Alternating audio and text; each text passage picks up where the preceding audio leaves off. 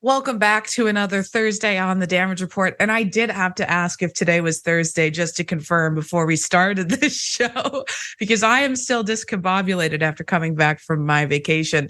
But I'm really happy to be here with all of you. We're going to cover a lot of stories. We're going to talk about the new Speaker of the House and maybe place some bets on how long he'll last.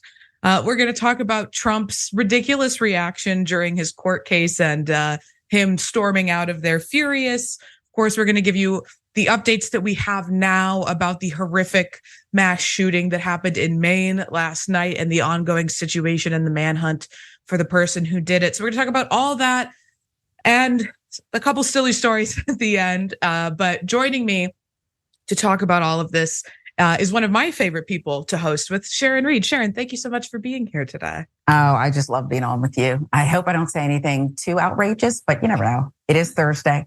Friday Eve, I might behave. Well, I'm actually hoping that you do say something outrageous. Oh, good. Green light. All right. Are you ready to jump into this first story? Let's do it. All right, everybody. The circus has come to a close for now because we can finally put a pin in the speaker's race. After 22 days, Republicans have finally found a person they can agree on again for now. No telling how long he will hold the job. So Representative Mike Johnson, a relatively little known Louisiana Republican and a low ranking member of the GOP leadership team, became the Republicans' final nominee for House Speaker Tuesday night after three other hopefuls fizzled out. Those three people being Scalise, Jordan, and Tom Emmer, who I think had the funniest saga, the shortest lived chance of becoming Speaker of the House.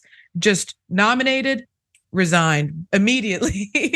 But let's talk about Mike Johnson and who he is. And let's let him do it in his own words.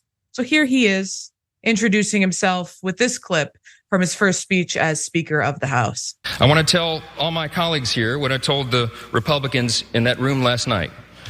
I don't believe there are any coincidences in a matter like this. I believe that Scripture, the Bible, is very clear. That God is the one that raises up those in authority. He raised up each of you, all of us. And I believe that God has ordained and allowed each one of us to be brought here for this specific moment in this time. He is a religious nut. There he was, ascending to a very high role, third in line for the president, talking about his religion, thumping his Bible in our supposedly secular government. I mean, we invade countries for being a theocracy. We go into other countries and topple their governments because of them being based on religion. But here we have, again, third in line for President of the United States, talking about how he was brought here by religion. And we know that he loves to introduce legislation on the basis of his religion. So let's go to this reporting from CNN. Speaker of the House Mike Johnson has a history of harsh anti-gay language from his time as an attorney for a socially conservative legal group in the mid-aughts. Johnson called homosexuality an inherently unnatural and dangerous lifestyle that would lead to legalized pedophilia and possibly even destroy, quote, the entire democratic system. Ironic thing here is if homosexuality, as he called it, would actually destroy the entire democratic system, he would support it. He would be leading the pride parade, waving the rainbow flag, because this is a man who has done everything in his power to destroy democracy in our country. And I'm not making this up. I'm not, aggrandizing the situation. It's just facts. This is an election denier. From Axios in December 2020, Johnson led an amicus brief signed by more than 100 House Republicans in support of a failed Texas lawsuit that sought to invalidate Biden's election victory in 4 swing states. Johnson also trafficked in a baseless conspiracy theory in November 2020 about, quote, rigged Dominion voting machines, allegedly having ties to deceased Venezuelan dictator Hugo Chavez. And as you probably assumed, based on his putting religion at the front of his politics, he is one of the worst in the House of Representatives on the issue of abortion. Take a look. Roe v. Wade gave constitutional cover to the elective killing of unborn children in America, period. You think about the implications of that on the economy. We're all struggling here to cover the bases of Social Security and Medicare and Medicaid and all the rest. If we had all those able-bodied workers in the economy, we wouldn't be going upside down and toppling over like this. Listen, the gentleman, I will not yield. I will not. Roe was a terrible corruption of America's constitutional jurisprudence. There is something ironic about him talking about Social Security and Medicare there, because he supports ending those programs. He has in no uncertain terms said that he supports privatizing those programs. And there he was using his supposed support of those systems as justification for why we need to get rid of legal abortion in this country, which, mind you, when abortion is restricted, more abortions happen. They're just happening in unsafe ways, in unsafe conditions, putting the lives of more pregnant people at risk. But they don't care about that. They're not pro-life. They're pro-forced birth. And he's going to have to work pretty hard with this impending government shutdown, as well as military aid for Israel and Ukraine, which I'll just say this: Gaza won't see another dollar with Johnson in charge, I'm sure. And he's also very vehemently opposed aid to Ukraine as well. So it'll be interesting to see how these things play out. I've got a little bit more on the Republican reaction and celebration of this man. But first, Sharon, I want to bring you in and get your thoughts on this person who he's not hiding the fact that his religious values is how he's going to lead what is supposed to be our secular government. He calls it religion. I call it a cult. Okay. He's diabolical in his dysfunction. He is far worse than Speaker 55. 56 is far worse. Radical. Have you ever heard his podcast? I tried to listen for a few minutes. He and his wife have this podcast where they go over everything that's in the headlines, cultural wars, the war on women, which he loves. They love. I mean, she co-signs on that. And it was very difficult to even stomach it. I'm a journalist. I'm trying to gather information here. I couldn't even stomach it. I think God is very angry. If you believe God, wait, what's that? God is very angry. Okay, I just heard from God. Stop invoking the Lord's name in this destructive thing that you're pushing against gay people, women, children, everyone. Who do you love? Who do you love? That would be a great question to ask, but the reporter would probably just get shouted down like the other day.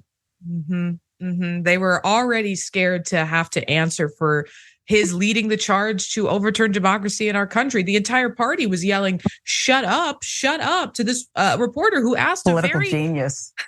Right. And she asked a salient question, a reasonable question to ask this person who has in no uncertain terms been very public about his support for overturning democracy, for overturning the election.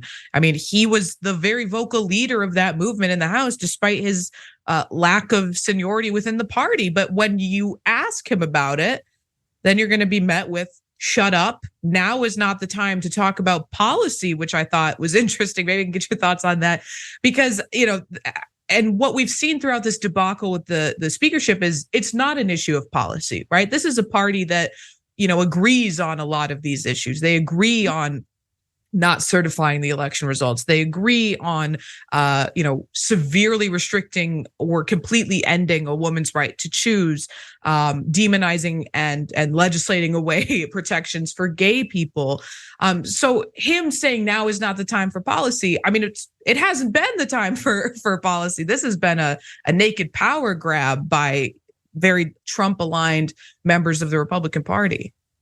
Yeah, they're not getting anything done. Thank goodness. Okay. They've wreaked havoc. They've created divide, hate. I know we're going to cover another mass shooting. Listen, they haven't even caught the guy yet, but I believe it's all connected to the society we live in today. America, look at your life. Anybody who thinks the Republican Party is distancing itself from that thing and that insurrection thing, okay, they're not. They're more on board than ever. This thing where you heard pundits saying over and over again that I think there's a crack. They've had enough. No, the guy with the plastic hair, what kind of gel is that? Now that does fascinate me. He wanted to get rid of the other guy because, neither one of them could trust the other and they just don't like each other. And now he's running all over town and doing interviews. If that's your biggest cheerleader, that's all we need to know. The Republican Party is still going to be up to these shenanigans, and they won't stop unless they're forced to stop or we all suffer to the end.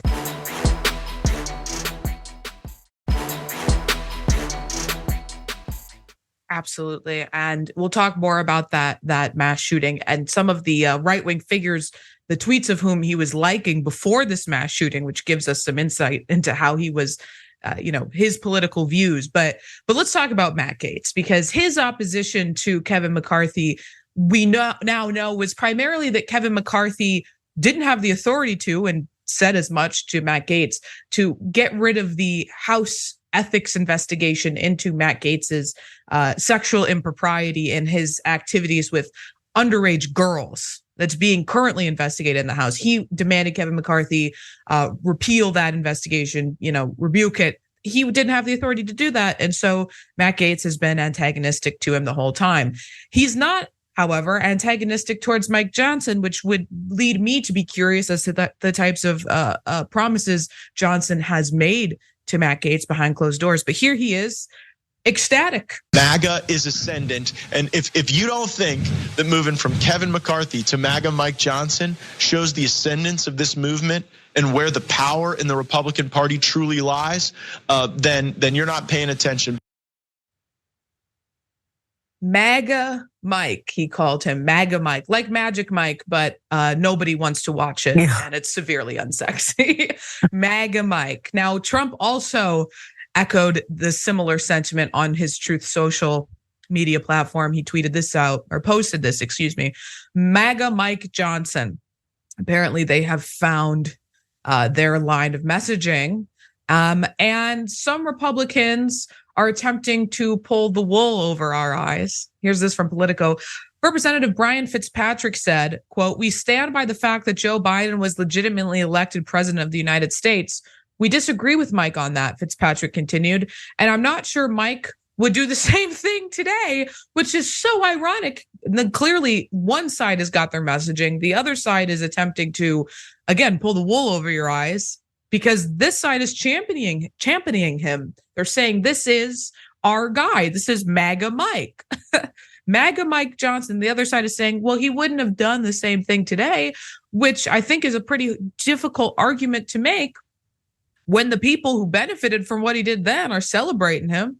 Of course, there are Republican representatives in purple districts who are facing tough re-elections who are now going to have to explain to their voter bases and these not Trump strongholds, these districts that Biden won, they're going to have to explain to their voter bases why the leader now essentially of their party, their caucus in the House, is somebody who wanted to overturn democracy as we know it in our country. And I think it's going to bode pretty unwell for those Republicans. We'll see how that plays out.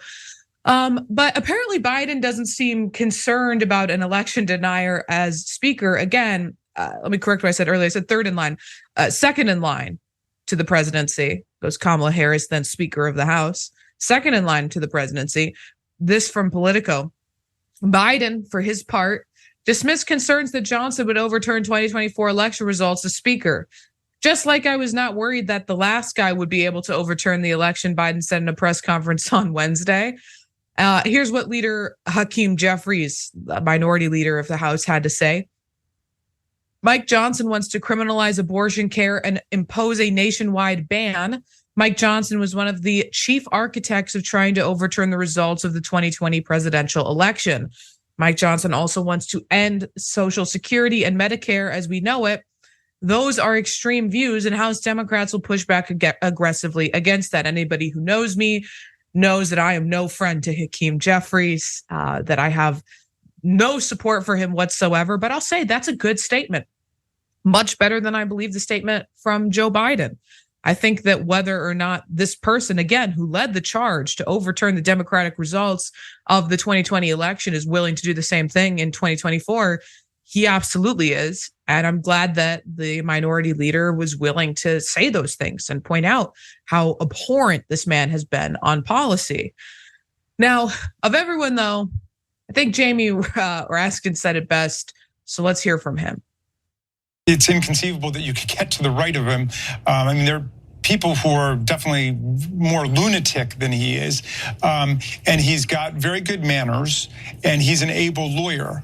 But when we say he opposed democracy, we know that from his giving a legal gloss and finish to all of Donald Trump's arguments about electoral fraud. But if he's not for democracy, what's he for? He's for theocracy. He wants a nationwide ban on abortion with no exceptions for rape or incest. He's also voted against reaffirming women's contraceptive rights. He is a real enemy of Social Security. From my perspective, he wanted to increase the age of Social Security retirement to 70. And Raskin laid it out perfectly. There was, obviously in the limited time he had there, he couldn't fit in every specific criticism of this man, but I think he gave a good overview of all the reasons why he is a dangerous individual. I think the reason though that why he's the most dangerous, Sharon, and I'll get your thoughts on this in a second, is because and we talked so much about how Kevin McCarthy was spineless. This man is going to be a perfect resource for those in the Republican Party who represent our plus 6,000 districts who never have to fear about, catching the ire of their more moderate electorate. And he will capitulate to them time and time and time again. And all the good things that we need our government to do to continue to fund programs that actually benefit people is not going to happen. And it's instead going to become or continue to be a circus being led by the most reactionary elements inside this already fairly fascistic party. And he's going to give them everything they ever wanted. And he's the perfect guy to do it because he has even less of a backbone than Kevin McCarthy. And he's not even going to pretend that he cares about I won't call them the more moderate members of the party, but the members of the party that represent moderate districts. He's a dangerous, dangerous person. And I'll just end on this because I want to be able to point this out. This is a man who introduced legislation that would have classified a book, a children's book, where a character has gay parents on the same level as hardcore pornography being shown to children. This man is your political enemy to everybody watching, a very dangerous individual. And it is horrifying that he's been able to ascend in a relatively short amount of time to such a position of power. Yeah, and he has no shame, none. Shame is a good thing. I think it was created to keep us in check sometimes. Are you ashamed? You're blushing, you're embarrassed by your behavior? None. So when you say he's a very dangerous man, you nailed it. Here's a guy, and I just happen to be perusing an article entitled, tells you everything you need to know, by the way, what Black people should know about the new U.S. Speaker. Got it. You don't even have to go paragraph in. Argued against reparations. Oh, okay. Did nothing to advance equity, but is, again, without shame in pushing forward a 14-year-old Black child that he and his wife took in to say, I know about discrimination too. You are discrimination. And can we please put out a bolo?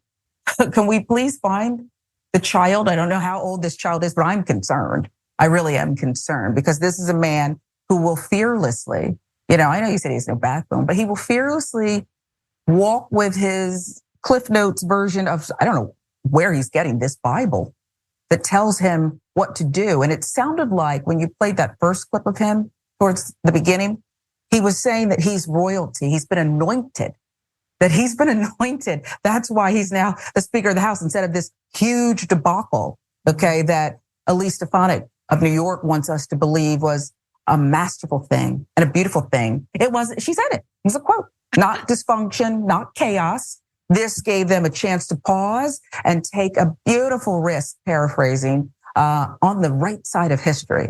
It's crazy. I'd rather them just, make faces and yell at the reporters instead of someone quoting that. Mm-hmm. Talk about shameless. Right. Trying to portray this as anything but the absolute circus it has been for about a month now. And it is so self-righteous for him to stand up there and essentially say that he's ruling over the House of Representatives by divine right. That Wow. he was achieved this through his, what I'd say is a massive misinterpretation of his religion, and using that to justify, all of the forms of bigotry that he's going to champion over the, next year or so, however long Republicans retain their control over the House and however long he retains his control over the Republicans in the House. Again, we'll see, because Kevin McCarthy didn't even last a year, but he wasn't necessarily playing ball to the extent that Matt Gaetz and the other Republicans wanted him to. It seems like they found their guy. We'll keep everybody updated on these developments and what the Republicans do with this power, and more importantly, what they don't do with it. But with that, we've got to go to our first break. Stick around, because we're going to talk about Donald Trump's little temper tantrum after this.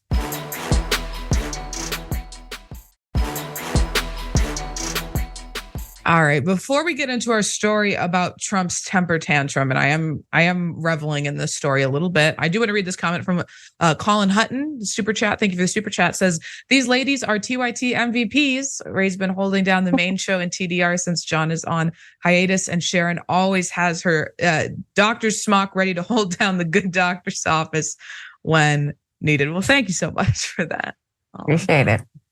Oh, I love the good messages, especially when I love that they curate these good messages when I have the chat pulled open out of the corner of my eye, and for some reason I only ever look over when there's something bad. So that it's part. always Good. Nice. Yeah. Okay. Balances out.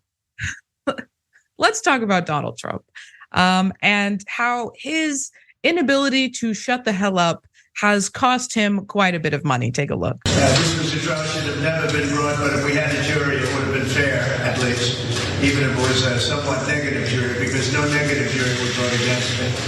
But this judge will, because this judge is a very partisan judge, with a person who's very partisan sitting alongside of him, perhaps even much more partisan than he is. So we are doing very well. The facts are speaking very loud. He's a totally discredited witness, and you haven't seen anything yet. This goes on for a long time, but he's a totally discredited witness. Somebody call the ambulance, because Donald Trump is having a hissy fit once again. He stormed out of a New York courthouse after day 2 of testimony from his former fixer, Michael Cohen. That statement he just made there that you saw cost him, because a judge slapped him with a $10,000 fine for violating the gag order again. Not even the first time. He's doing it again. Now, here's some details from that fine that he received from the New York Times. The judge, Arthur F. Engoron, who was presiding over Mr. Trump's civil fraud trial, issued the punishment after determining that Mr. Trump had violated an order against discussing court staff when he spoke to reporters earlier in the day. So when Trump said the person next to the judge is even more partisan, the judge said Trump is not allowed to criticize his staff.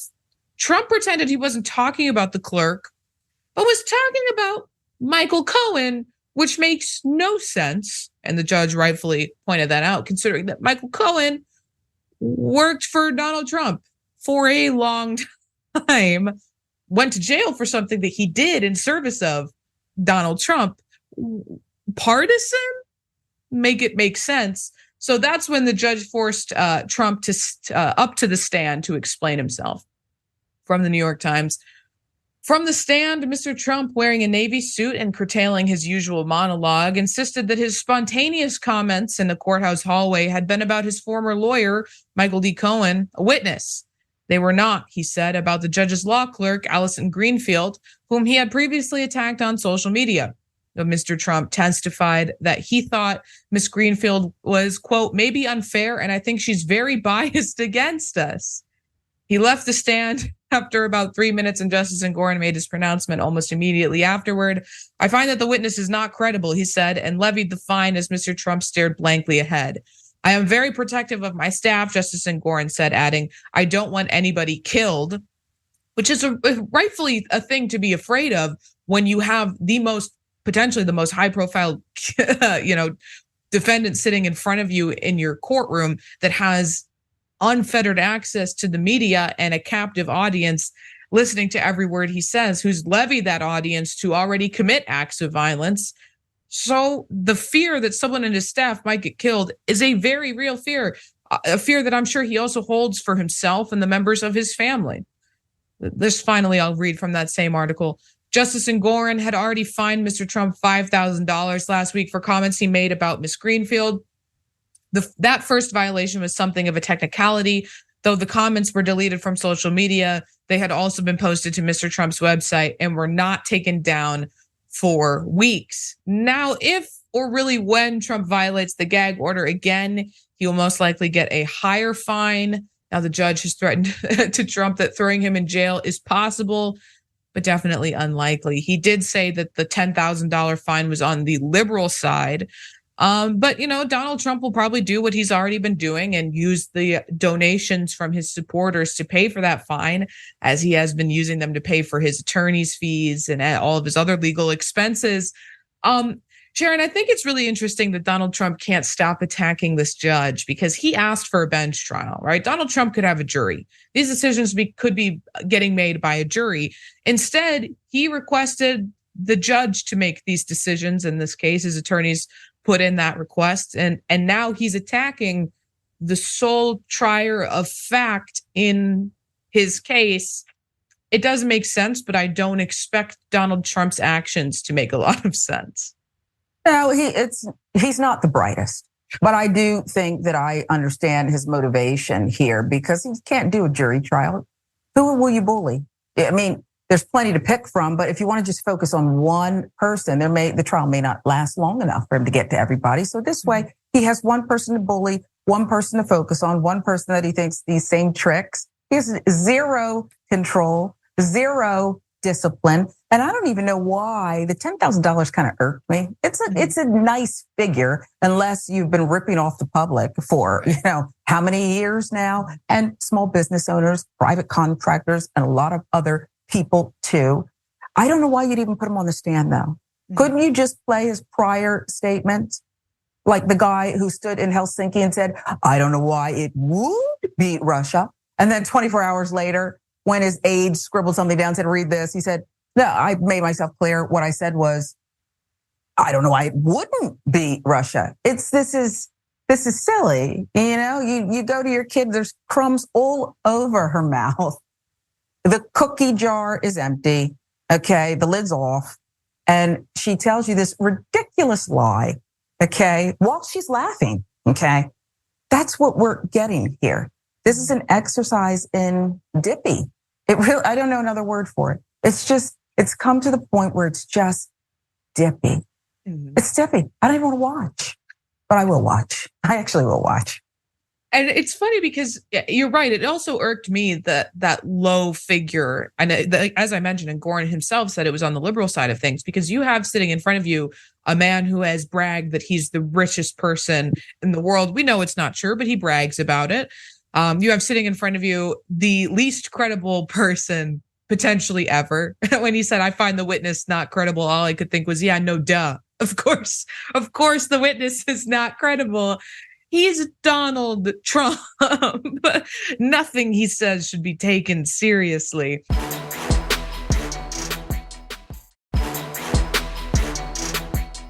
Cohen testified before Congress that Trump's financial statements were filled with fraudulent values calculated to attain his desired overall net worth. New York Times reported.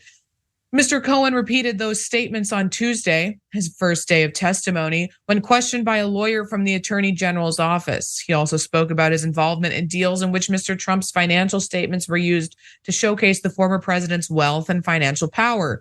But on Wednesday, Mr. Trump's lawyers provoked Mr. Cohen by pointing out his inconsistencies. At one point, Mr. Kais called him a perjurious witness who has lied to everyone he's ever spoken to. Again, an ironic argument to make when your client is Donald Trump, but not inherently untrue as it pertains to Michael Cohen. Continues on, Trump's lawyer, Alina Habba, suggested that Mr. Cohen had contradicted himself in describing his work on the financial statements.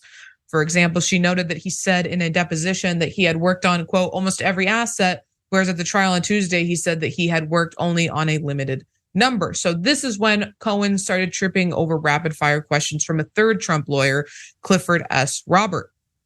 At one point, Mr. Cohen said he did not recall Mr. Trump directing him to inflate the numbers on his financial statements. Mr. Trump threw up his hands as if to proclaim his innocence. After Mr. Cohen made that admission, Mr. Robert asked Justice Engoron to dismiss the case, a request the judge immediately denied, leading Mr. Trump to push back his chair and storm out of the room. And I'll add this before I continue on. He's allowed to storm out of the room because he doesn't have to be there. He continues to frame it as though they're undermining democracy in our country by forcing him to forego campaigning, to get off the campaign trail, and to be hunkered down in New York to attend this trial. He doesn't have to be there. Again, evidenced by the fact that he just left. And in previous proceedings, he didn't get up because he was upset. He got up to go golfing. He got up, he hopped on a plane, he went to Florida and hit his golf course. Again, just keep in mind every time he tries to pass off that framing that he's being forced to be there, that he can't campaign because he has to be there. He literally doesn't. He literally does not have to be there. All right, let's keep going though. But when Mr. Robert again sought an early verdict, Justice Engoron said that he did not necessarily consider Mr. Cohen to be a key witness, adding, "There's enough evidence in this case to fill this courtroom." Not something you want the judge to say about you. In a statement, Ms. James echoed that assessment, saying her case was based on hundreds of thousands of documents and many, many witnesses. Now, of course, Donald Trump had to again take to social media to talk about this trial, despite the gag order. Said this, "The New York State Attorney General's case against me is dead." I'm sorry, it made me laugh because we just read the judge say you could fill the courtroom with all of the evidence against him. But here's Donald Trump saying it's dead. But the radical left judge refuses to end it. He just can't let it go. Their, quote, star witness lied like a dog on the stand today and then admitted that I did nothing wrong, a total sleazebag. He continues on and on with all of his lies. I'm not going to read all of them because I don't want to give them all that air, that time on our network. But Sharon, this man opens his mouth and lies. It's just all lies. He can't stop himself. He pulls open his phone and lies and lies and lies and lies. So if he does eventually have to take the stand in this trial, he hasn't been called yet, but if he does have to testify in this trial, it seems almost like a fruitless or pointless effort because we all know what he's going to do. He had to take the stand in the separate matter about the gag order and he lied. So if he has to testify about the inflated assets, we know what he's going to do. He's going to lie. Yeah. So it's about the theater of it. You know, it's an exercise. Maybe he won't show that day and just give him what the lawyers call the negative inference or something. He's going to lose anyway. It's not going to matter. But he may want to put on a show. The problem for him is going to be not just that he's a bad liar. He's not telling these intricate, exciting lies where it's the end of the game and you're trying to figure out who done it. The butler did. We don't know who did it. With him, it's always him. But I do think he thinks that he can control that process. He'll get on the stand. He'll filibuster. He'll keep going. He won't answer the question. He'll answer anything but the question. But maybe that's fun. I think I'm bored with it. Mm-hmm. But then I've been bored for perhaps a couple of years with it. Maybe there's an audience for this. But I don't see court TV clamoring to, go gavel to gavel on this one, even with the sketches, because it's just not that interesting. Liars gonna lie. Mm-hmm. And also, essentially, he's already been found liable to have done these things. Really, this is just a matter of punishment, of sentencing, of what he's going to have to pay. So, but, it is a little boring, but we'll keep you all updated and on his antics on what he's been saying and all of his lies and refuting those. But with that said, we're going to go to our break. We'll be back and we're going to discuss the horrific mass shooting in Maine and the manhunt that has been going on to find the person who did this.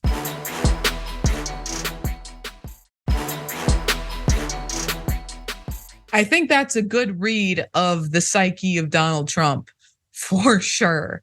But all right, we have to massively switch gears and talk about this horrific, I don't say avoidable tragedy in Maine. Avoidable if we actually did anything meaningful in this country to address gun control, but we haven't. So the latest on the situation in Maine, 18 people so far have been confirmed killed, and at least 13 were injured in mass shootings at a restaurant and a bowling alley in Lewiston, Maine on Wednesday night. Now, as of now, the suspect has not been apprehended. However, his vehicle has been found. There is a massive manhunt underway. So again, we have limited information coming out at this time. It's still relatively breaking news, and the manhunt is still underway. So not everything has been confirmed yet, but here is what we can say we know right now. From Associated Press, the shooting appears to have unfolded in multiple locations, including a bowling alley where a children's league was taking place, and a local bar, officials said. The death toll may be revised up or down due to the level of carnage, a senior federal law enforcement official said. Police bulletin identified Robert Card, 40 years old, as a person of interest in the attack that sent panicked bowlers scrambling behind pins when shots rang out around 7 p.m. Wednesday. Card was described as a firearms instructor believed to be in the Army Reserve and assigned to a training facility in Saco, Maine. Now, usually we would not show you a picture of a mass shooter, but because he is a person of interest and there's a massive manhunt underway currently, we are going to show his picture. Here it is. Just for the safety of our audience, to be careful if you see this man and alert law enforcement if you have any information on his potential whereabouts. A little bit more from Associated Press. The document circulated to law enforcement officials said Card had been committed to a mental health facility for 2 weeks in the summer of 2023. It did not provide details about his treatment or condition, but said Card had reported, quote, hearing voices and threats to shoot up the military base. Telephone number listed for Card in public records was not in service. So, Sharon, I've covered so many of these stories now. It's just in the short time I've been working for TYT, because this country refuses to take any sort of meaningful action to curtail gun violence. And every time one of these stories breaks, the right-wing reaction always seems to be, now is not the time to talk about politics. But we then see the families of these victims say, no, now is the time, because my relative might still be alive if we actually took meaningful action to ensure that guns don't get in the hands of dangerous people. And now we know that this is someone who has made threats in the past to carry out shootings. Clearly someone who should not have had access to a firearm, but was still able to. In fact, he was still able to be a firearms instructor.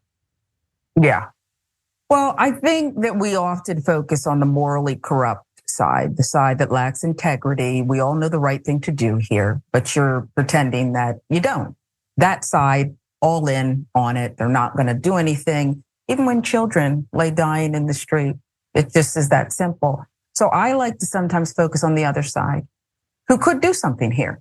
And that includes the American people who are being held hostage by these tiny, tiny groups with some money, checkbooks that they're willing to just throw it around to get their way. And their way is about carnage, bloodshed, and carnage. If we really wanted to do something here, if the White House, the Democrats, and I'm not saying that they don't, but they don't have good political game. There's a fiery preacher who just maybe you don't feel like going to church. I haven't been in years, but anyway. But they get you going. And they energize you. It's a movement, a political figure, someone, something that you rally behind because you just, a dance move, something. But they just stay flat-footed. I'm tired of the slow singing and flower bringing. I saw where Vice President Harris reacted. She's done nothing wrong. And I'm not calling her out as someone who did something wrong and being human in that moment. I don't want to hear about the healer in chief and, his grief and how this is what he does best. It's all true. But if we want to end this thing and make some sense and not have there be more guns than people so that our kids can live, we can go bowling if that's what you're into, or go to a nightclub in Orlando, then we really could do it We actually could do it. It would just take concentration, a strategy, a will to not drop it. We're into what? The next day, and it already feels like it's been 3. You can't drop it. You have to say, I can't have another meal. I can't breathe until this gets done. And there's a price to pay if it doesn't. And I just don't see that commitment. It's like, give in to evil because they're never going to help us. No.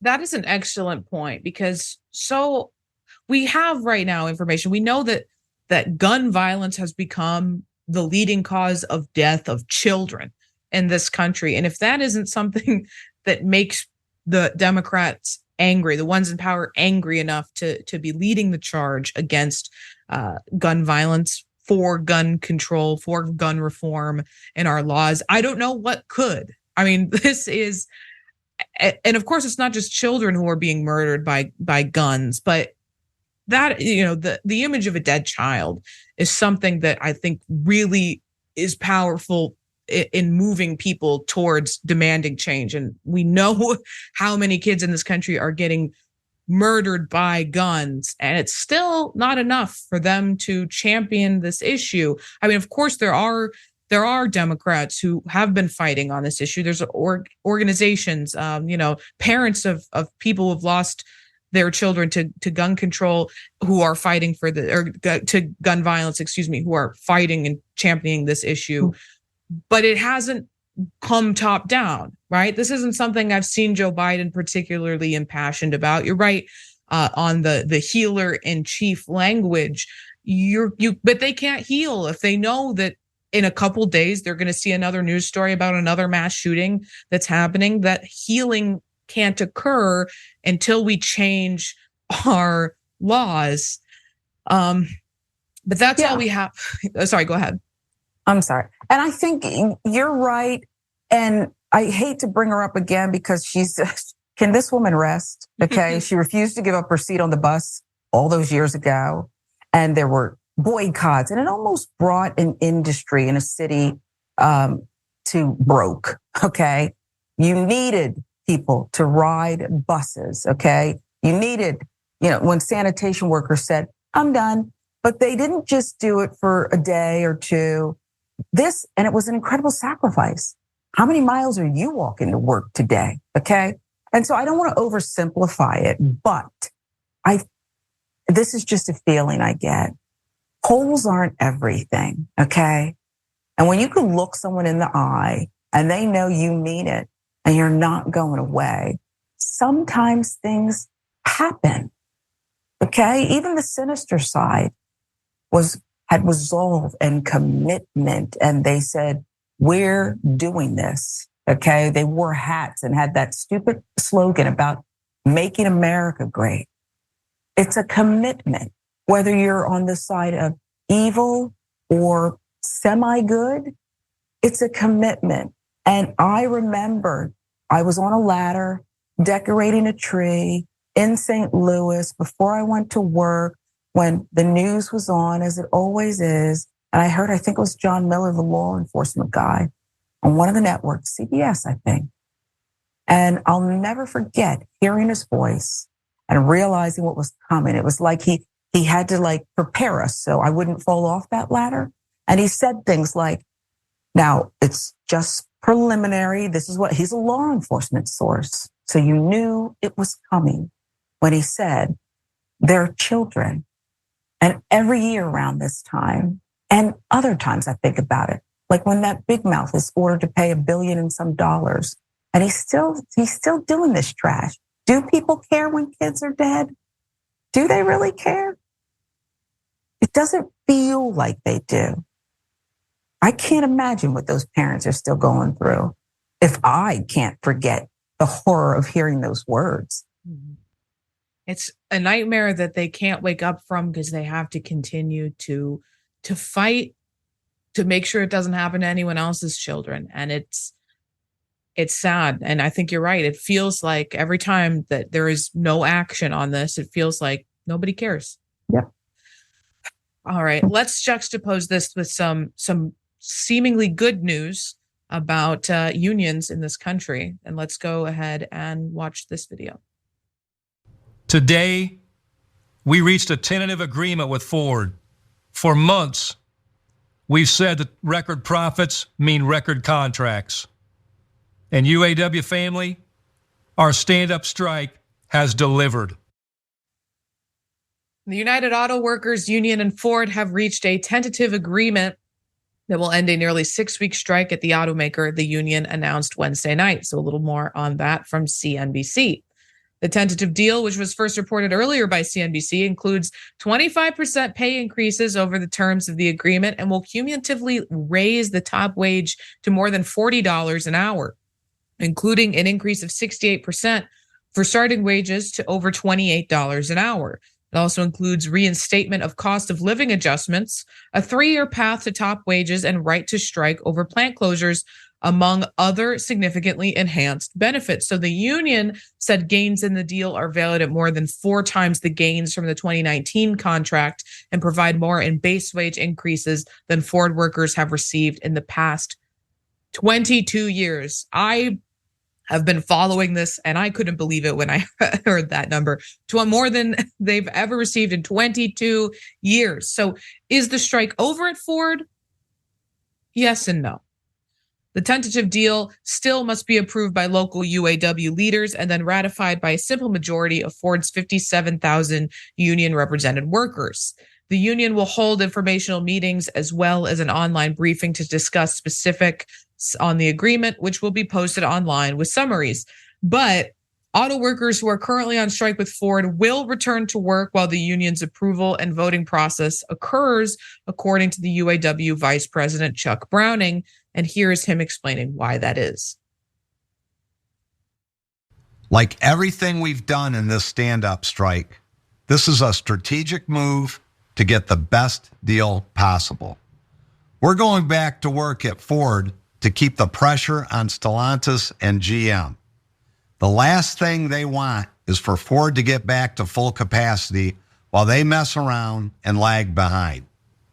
Members will be receiving further instructions on the process for returning to work soon. Now, just a little more from CNBC. Ford, in a statement, said that it was, quote, pleased to have reached a tentative agreement. The company is now focused on restarting production at the Kentucky truck plant, the Michigan assembly plant, and the Chicago assembly plant, where the union initiated walkouts of roughly 16,600 workers. Now, Fain talked a bit about what's next and what brought this deal from Ford. On Monday, we called on our UAW family at Sterling Heights Assembly to stand up. That is Stellantis' biggest and most profitable plant. On Tuesday, our UAW family at Arlington Assembly answered the call, and they went out on strike, shutting down GM's biggest and most profitable plant. Ford knew what was coming for them on Wednesday if we didn't get a deal. That was checkmate. So the UAW is still negotiating with GM and Stellantis, but Sharon, this feels like very good news for those UAW represented workers at Ford. It does. And I don't know if it just feels this way or it really is happening, but there's this wave across several industries where workers have taken back the momentum and they're sort of kind of winning. And it reminds me of the last story we did about commitment and resolve and sticking together and saying, I don't care about your math.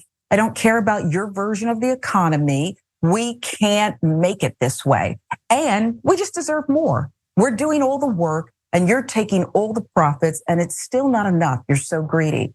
So listen, the others they'll go as well. They'll fall as well and they'll make a deal and workers will be better off for it. Absolutely. There's been a massive increase in union activity and it feels really good to see people committed and winning. And I know all the Ford workers with the UAW are going to stand in solidarity with the workers at Stellantis and GM until they get a fair deal. But we'll keep you updated on that. That's all the time we have. So hold on to your butts because the aftermath is coming up after this.